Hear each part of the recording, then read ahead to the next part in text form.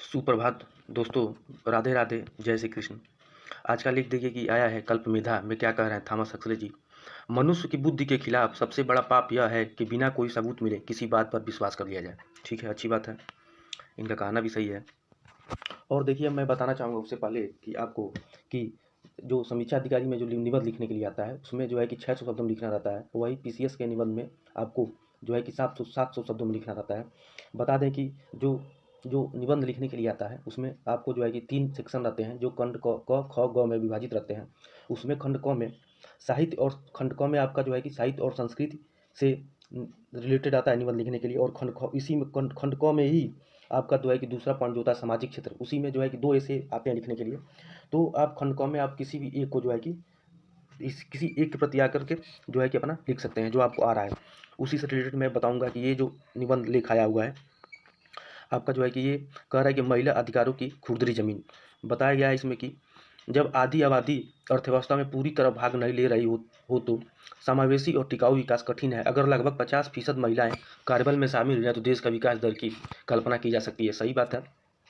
देखा जाए तो सरकारें हमेशा से ये टारगेट कर रही हैं कि 5 ट्रिलियन डॉलर की अर्थव्यवस्था में बनाया जाए, जो कि अब बताइए, आप ही सोचने वाली बात है कि अगर 50% महिलाएं कार्यबल में शामिल नहीं होंगी तो कहाँ से विकास दर की कल्पना की जा सकती है। आप ही बताइए, सोचने वाली बात है। और इसी से संबंधित ये लेख है कि अब सार्वजनिक मंचों पर अक्सर कहते सुना जाता है कि लड़कियों के साथ भेदभाव गुजरे जमाने की बात हो गई है। अब लैंगिक बराबरी का ज़माना है। अब तो लड़कियां हर क्षेत्र में लड़कों को पीछे छोड़कर आगे निकल गई है। देखिए, ये हर जगह सार्वजनिक मंच है, कोई भी पार्टियां हो, सभी लोग ये कहते हैं।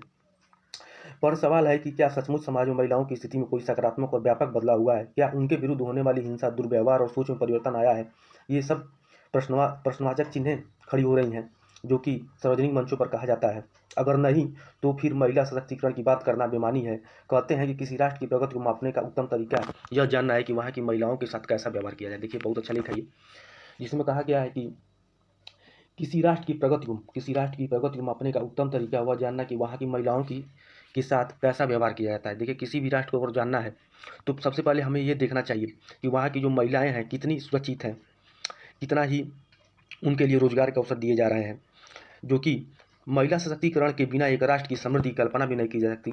सार्वजनिक जीवन में महिलाओं को न्याय संगत सहभागिता एक मजबूत और जीवंत समाज की स्थापना के लिए आवश्यक है। इसके बावजूद इस वक्त भारत में कामकाजी उम्र की 43.2 करोड़ महिलाओं में से 34.3 करोड़ असंगठित क्षेत्रों में कार्यरत हैं। मैकिन्से ग्लोबल इंस्टीट्यूट की एक रिपोर्ट के अनुसार महिलाओं को समान अवसर प्रदान करके भारत 2025 तक अपने सकल घरेलू उत्पाद में 770 अरब अमेरिकी डॉलर की वृद्धि कर सकता है। कौन कह रहा है? एक मैकिन्से ग्लोबल इंस्टीट्यूट है।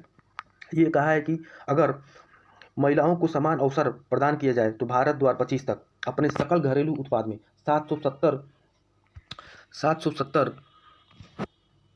770 करोड़ अर्थव्यवस्था 770 करोड़ अर्थव्यवस्था में अमेरिकी डॉलर की वृद्धि कर सकता है, जो कि सकल घरेलू उत्पाद में महिलाओं के वर्तमान योगदान, इसमें सकल जो जीडीपी है उसमें महिलाओं का योगदान कितना है आपका? 18% है, बस केवल और केवल 18% है। जबकि जनसंख्या में उनकी हिस्सेदारी 48%। जनसंख्या में उनकी हिस्सेदारी कितनी है? 48% है। कितनी है? 48% है, जो कि 48% है इनकी। ये सब डेटा आप लोग अच्छे से देख लीजिएगा, जो है कि इसको एक जगह लिख लीजिए, ये सब ऐसे में लिखने के लिए काम आएंगे। ऐसा कोई क्षेत्र नहीं है जहां महिलाओं ने अपना परचम न फहराया हो। छोटे व्यवसायों से लेकर स्टार्टअप तक महिलाएं अपने अपने उद्योगों में नवाचार और विकास को बढ़ावा दे रहे हैं। विश्व आर्थिक मंच की वार्षिक जेंडर गैप रिपोर्ट 2023 के अनुसार लैंगिक समानता के मामले में भारत 146 देशों में से 127वें स्थान पर है। देखिए, ये जो है कि कुछ अभी जेंडर गैप रिपोर्ट आया था, उसके में जो है कि भारत 146 देशों में 127वें स्थान पर है, जो कि पिछले वर्ष 8 स्थान का सुधार दर्शाती है। जब आधी आबादी अर्थव्यवस्था में पूरी तरह भाग नहीं ले रही है हो तो समावेशी और टिकाऊ विकास कठिन है। सही बात है। जब आधी आबादी जब अर्थव्यवस्था में भाग नहीं लेगी तो कहाँ से जो है कि समावेशी और टिकाऊ विकास हो पाएगा? अगर लगभग 50% महिलाएं कार्यबल में शामिल हो जाएं तो देश में विकास दर क्या होगी, इसकी कल्पना की जा सकती है। कई सामाजिक सांस्कृतिक मानदंडों ने एशिया में पारंपरिक लैंगिक भूमिकाओं के आधार पर औपचारिक अर्थव्यवस्था में महिलाओं की भागीदारी को आकार दिया है। देखभाल कार्य का असमान बोझ विकासशील और विकसित देशों में महिलाओं को औपचारिक कार्यबल में शामिल होने से रोकने वाली एक महत्वपूर्ण संरचनात्मक बाधा है। इसके अलावा सार्वजनिक स्थानों पर सुरक्षा की कमी, देखभाल के बुनियादी ढांचे और अनुपलब्धता पर और भूमि वित्त और डिजिटल प्रौद्योगिकी जैसे उत्पादक संसाधनों तक उनकी पहुंच में बाधा उन्हें आर्थिक विकास की प्रगति में बढ़ने से रोकती हैं। कौन कौन सी चीज़ें महिलाओं की प्रगति के लिए रोकती हैं? सार्वजनिक स्थानों पर सुरक्षा की कमी, देखभाल के बुनियादी ढांचे की अनुपलब्धता और भूमि, वित्त और डिजिटल प्रौद्योगिकी जैसे उत्पादक संसाधनों तथा उनकी पहुंच में बाधा उन्हें आर्थिक विकास को बढ़ने से रोकते हैं। सही बात है।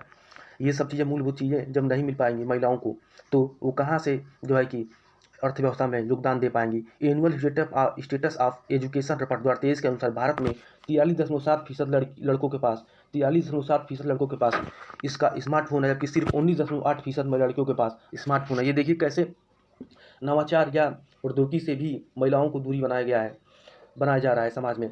अब यह रिपोर्ट कहती है कि 1/4 लड़के पढ़ाई इसलिए छोड़ देते हैं, पढ़ने में उनका मन नहीं लगता, और 20% लड़कियां इसलिए छोड़ देती हैं क्योंकि उन्हें परिवार में उन्हें पढ़ने नहीं देता। भारत में सिर्फ 10% शिक्षित कामकाजी उम्र की महिलाएं हैं। देखिए, बस केवल 10% जो है कि महिलाएं कार्यकाजी हैं। और एक देखिए, एक बहुत अच्छी बात कही गई है कि एक समतामूलक और न्यायपूर्ण समाज की स्थापना के लिए बहुत जरूरी है कि स्त्री को भी मनुष्य के रूप में परिभाषित किया जाए। वर्तमान सदी ज्ञान की सदी है, जहाँ ज्ञान को शक्ति माना जाता है। ऐसे में महिलाओं को भी ज्ञान के क्षेत्र में इतने गहरे उतरना होगा कि वह न केवल हर तरह के भय का सामना कर सके, बल्कि इस शिष्ट जीवन जी सकें।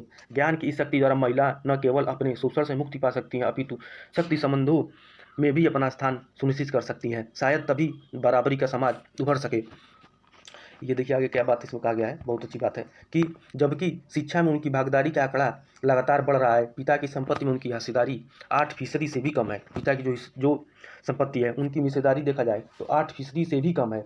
8% से भी कम है। ये देखिए आंकड़ा बहुत अच्छा दिया हुआ है। जबकि भारतीय उत्तराधिकार कानून उन्हें, या जो भारतीय उत्तराधिकार कानून है 1956 के लगभग आया था, तो उन्होंने यह काफ़ी समय पहले दे चुका है। अगर लड़कियां अपने पिता की संपत्ति में हक मांगने का दुस्साहस करती हैं तो भाई बहन के रिश्ते ही हाशिए पर चले जाते हैं। अगर जो लड़कियां अपने पिता की संपत्ति में हक मांगने का दुस्साहस करती हैं तो भाई बहन के रिश्ते ही हाशिए पर चले जाते हैं। देखिए कैसा समाज में ये सब चीज़ें बताई गई हैं। वास्तविक दुनिया में तो महिलाएं दुर्व्यवहार और हिंसा का सामना करती आई हैं, लेकिन सूचना तकनीक के विकास ने आभासी दुनिया में भी महिलाओं के अस्तित्व को चुनौती दी है।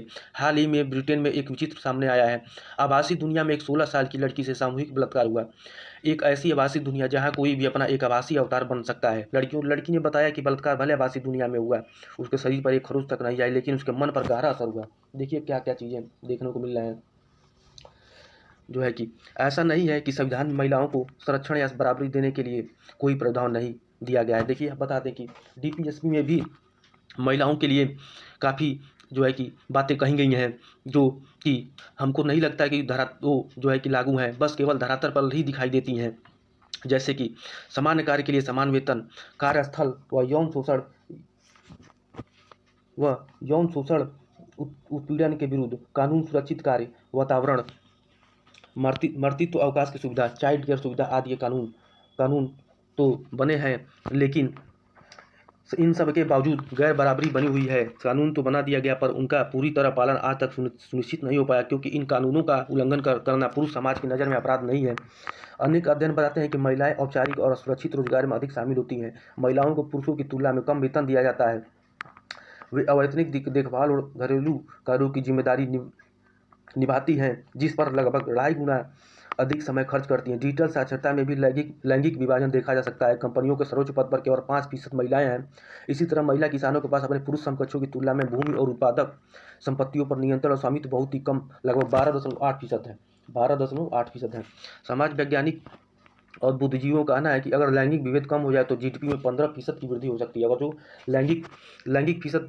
लैंगिक समानता जो है कि समाप्त किया जाए तो 15% की वृद्धि हो सकती है। इन नीतियों के सख्ती से पालन करने पर भारत की अर्थव्यवस्था विकसित राष्ट्रों में अग्रणी बन सकती है। जब भी स्त्री मनुष्य की तरह व्यवहार करती है तो उस पर पुरुष की नकल का आरोप लगाया जाता है। देखिए क्या किया जाता है, नकल का आरोप लगाया जाता है, जो कि स्त्री को भी मनुष्य के रूप में परिभाषित किया जाए। वर्तमान सदी ज्ञान की सदी है, जहाँ ज्ञान को शक्ति माना जाता है। ऐसे में महिलाओं को भी ज्ञान के क्षेत्र में इतने गहरे उतरना होगा कि वह न केवल हर तरह के भय का सामना कर सके, बल्कि इस सभ्य कहे जाने वाले समाज में एक शिष्ट जीवन जी सके।